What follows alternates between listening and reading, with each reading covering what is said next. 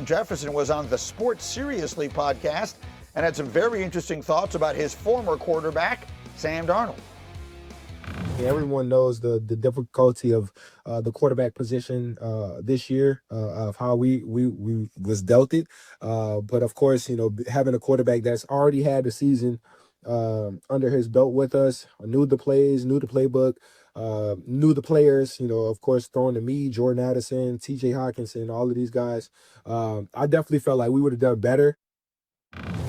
Oh, pretty safe to say, right? It's a reasonable, it's a reasonable assumption they would have done better. Here's the thing, Dominique, I have to be careful how much I criticize the Vikings for the decision that they made in order to not contradict myself. Yeah, no, I think that they've kind of dropped the ball here. But the tough thing about it is I'm not sure that Sam Darnold would have been as good as it's turned out in Seattle, because for a large stretch of the season in Seattle, Sam Darnold wasn't good. Of course, he came up big in the playoffs and started the season incredibly well. I'm not sure that it would have been much better. I think the reason why they moved on from Kwesi is a lot more about the decisions that he's made, not just with the Sam Darnold one, but as far as Justin Jefferson is concerned. I think he's probably right. They're a little bit better, but I think they've cooked up in their mind that they might be the Seahawks if they would have kept Sam Darnold. I'm not sure that's 100% true. He still struggles.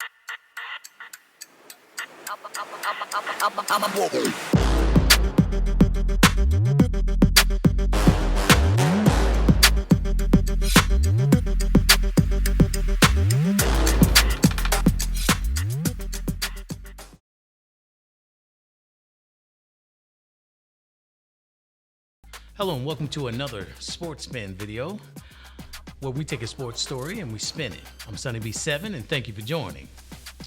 You saw the video up front. They was talking about the Vikings, and that's going to be the talk probably all off season on whether they made a mistake or not. And everybody can play Monday morning quarterback and it's fun.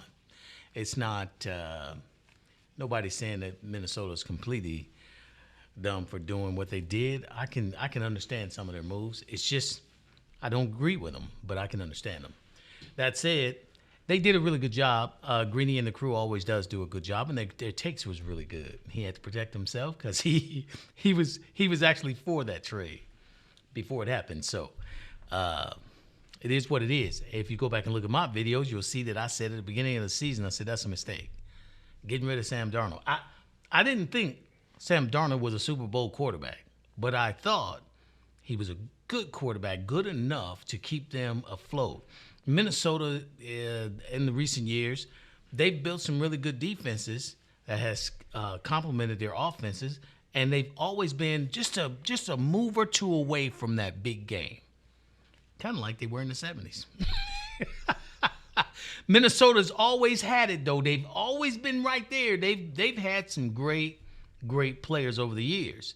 They're a storied program. It's just they do the here's something for you. They do the or thing. I talk to young people and I say, why do you keep saying or? And they look at me puzzled and I say, you always say this or that. Why not and? This and that.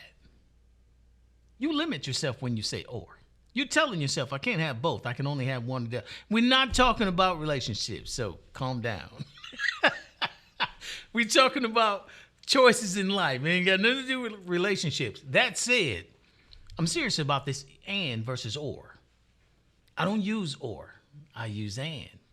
If I want something and I want what I was doing, I'll do them both. I do it right to this day. So, having said that, Minnesota has a habit of taking something that's really good for them and getting rid of it for something else that's good for them. You ever heard the term "a bird in the hand's worth two in the bush"? Now, I don't agree with that term, that cliche, simply because you don't know if you just keep it in your hand. You don't check what's in the bush, but that's another story for another day.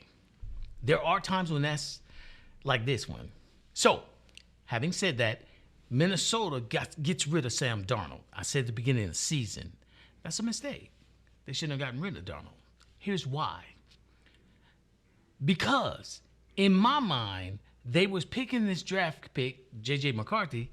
They was picking him, and their plan was to keep Sam Darnold and groom J.J. McCarthy. There are day one starters in the NFL. You know them when you see them. You don't have to be a damn expert, especially the ones they got. You don't have to be an expert to know who's a day one starter. McCarthy was not. He's going to be good, but he wasn't a day one. And so I thought, yeah, they'll see that. They're the pros. Okay, so they get this J.J. McCarthy and they trade Sam Darnold. And the first thing I said is that's a mistake. They won like 14 games last year. They won 4 this year. That was a nice trade. So, and Seattle owed them. They owe them a thank you. Probably some draft picks, something. Anyway, so they make this trade. So they get rid of Sam Darnold. And I used to tease my Minnesotan brethren. I said, Minnesota got this habit. They will take this or that. And the funny thing about it is they're right most of the time. Not right for making the trade. But I'm just going to use this. This is not how it happened, but just to give you an example. Minnesota is the type of team that will trade Randy Moss for Peterson. They'll trade Peterson for Jefferson. They'll trade Jefferson for Diggs. This is what they'll do. All of them are stars. They won't keep them. They'll trade them to get the other one. So, yeah, you're right. That was a star. But the one you got is one, too. Why you give him up? You don't gather, so you don't win. Now, back to what they were talking about Jefferson. Jefferson found an eloquent way to say what every receiver in history has ever said. We like to use the term self-centered, selfish, all about me, and all this other crap. They didn't do that to Jefferson, and I'm thankful. I'm glad. Because it's not. That's not what it is. What he's telling you is, here, let's be realistic about this. 2 things. 1, receivers are receivers, and they can't be a receiver without the ball being thrown to them. So, if you play in a game and you win, and that receiver don't get that ball, he's going to be disgruntled. Is it because he's selfish or disgruntled? Yes and no. He's disgruntled, yes. Is he selfish? No. No one dreamed of going to the NFL, the NBA, the MLB, or nowhere and just want to win. They want to be a part of the win. They came to bring their services, their talents, their gifts to help be a part of a winning team. This is what they're thinking from. The problem with A.J. Brown, because what Jefferson said is what A.J. Brown said, what Jerry Rice said, what Randy Moss said. They all say it. They are all saying it. But Jefferson, he found an eloquent way of saying it. And I think society is starting to understand why these receivers are saying what they're saying. Chris Carter and them, they just didn't say it right. They sound like whiners. But in all actuality, they came to do something. There's 2 things with that. 1, do you know how fast you got to be a number 1 receiver? No receiver comes to the NFL to be a track star. He'll go to track. He can run every time. He came to the NFL to catch the ball. They will hate you if you get a quarterback that cannot get to him the ball. If he can't throw, they don't give a damn if he can run all day. If he don't throw, they don't like him. And they don't care how many games we win. If you can't get me the ball, because I can help us win. Now, let me put this in perspective. You go to a job. You are very skilled at something. You are a pro, right? You're one of the best in the business. You tell them what you got to offer, and they interview you, and they say, yes, we want that. You get the job. They put you in a department where the boss says, yeah, we don't need that. This is what we're doing. You go over here, and you push some paper. Now, you might accept that at first. You might be like, well, they're going to need me soon.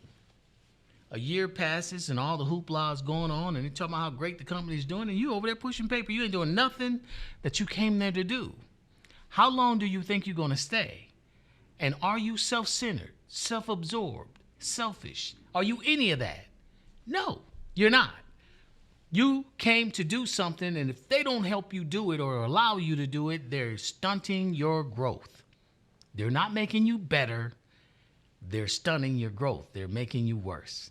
It's kind of like if you don't use it, you'll lose it kind of thing. So a good match is for a company to use your services and plug it into what they need and what they do and make this big, pretty thing. That's how it's supposed to be. That is a great marriage between a company and an employee. When a company shuns the employee and don't let him do what he does well, then he's no good for him. That guy got to walk. If you don't walk, you'll be sorry later, because when they ask you what you do at your next job and they ask you what about your last job and you haven't been doing that, that's going to hurt you, because you needed to have been doing that so that we know you're ready for this position. So you don't let that job stunt your growth. If you plan to grow, and I'm talking to young people, I'm not saying, if you're already established and an older person will be like, oh, push paper's cool. Yeah, I'm good. They don't care. They've already been there. But when you're a young, thriving individual and you want to get somewhere in life, don't let nobody put you in the corner. Don't let nobody tell you, no, you just do this right here. I've walked off on bosses. I've told them, 5-year plan, what do you mean? Yeah, no. If you can't get it for me, don't worry about it. I'll continue to do my job, but I'll be putting in my 2 weeks pretty soon as I find another one. But that's another story. So the receivers have needs and wants, and a quarterback that can get them the ball is that want and need. So that is the job. They had a quarterback that can get, okay, let's be real. There are games where Sam Darnold forget what color jersey he's supposed to be throwing to. There's no mistake in that. But he had the same problem in Seattle. What happened? Why Seattle get to the Super Bowl and Minnesota didn't? Now, granted, Minnesota didn't come. They were close because they got a lot farther than they got this year. And so you got a quarterback that I thought that they was going to hold on to Sam Darnold and groom this quarterback so that next year he can come out. J.J. McCarthy is going to be, I still believe he's going to be good. I like his moxie. I like the way he plays. He doesn't play in fear, and he tries a few things. Look, go back and look at the young Brett Favre. I'm not calling him Brett Favre. I'm saying these players, there's something in them early that you identify that tells you he's going to be great. There's people that knew Michael Jordan was going to be Michael Jordan. His coach to this day denies it. His coach is like, he wasn't good. Man, Stevie Wonder knew he was good. I don't know what the hell that coach is in sheer ego. He's in ego. He ain't got nobody on his team that did anything close to Jordan. Matter of fact, ain't nobody on his team ever went to the pros, except for Jordan. I think there might have been one other player. I don't know, but I know he doesn't have that. But he knew Jordan wasn't good enough. And for him to stand on that now, it just hurts to watch that. You don't know what you sound like. Just say, I didn't see it. Just admit you didn't see it. But a lot of people did. I remember walking past, that was back when I was really watching college basketball. And Jordan and Worthy and was, what is his name? They had a squad. Okay. I didn't know who Jordan was, right? He had come to, he was a freshman. I think he was a freshman at North Carolina. I didn't know who he was. And I'm sitting there and watching, and he gets the steal out of the top of the key. And as soon as he gets the steal, the announcers, their energy told me who he was. As soon as he gets the steal, the players did not pursue him. They didn't chase him down. Just one player went down court with him, and they said, okay, here he goes. And he did that famous they call it rock-away dunk or something like that, where you rock your arm back and then you dunk it that way. And when I see that, I knew I was looking at a legend. I didn't know who he was. That was the first time I heard his name. And I knew I was looking at a legend, not because I'm psychic, but because the energy, there's other people that knew. So I could, I picked up on it. When I saw the way those players did not chase him down, and then he hit that last shot. I think that was the same game when he hit that winning shot. I said, oh, this dude's going to be something in the NBA. I don't know who he is, but he is. I'm just simply saying that there's ways to see these things, and there's no way you didn't see it. So I see something in McCarthy, and I could be wrong. And I'm not seeing Jordan in him. Let's get that straight right now. But what I am seeing is a kid who's not afraid. And he has skills. He has talents. So let's see what time does if they don't ruin him. Because they should have a quarterback in front of him. He's not a day one guy. He's not. He's not a day one. But he's going to be. But he's going to be a starter. But he's not a day one. You know. And Foxworth, I disagree with him because he's right in his own right. But you can't tell me that you lose a guy that got you 14 games and he goes to Seattle and go to Super Bowl, that you wouldn't have done any better. If you said you wouldn't have done any better than those 14 games, okay.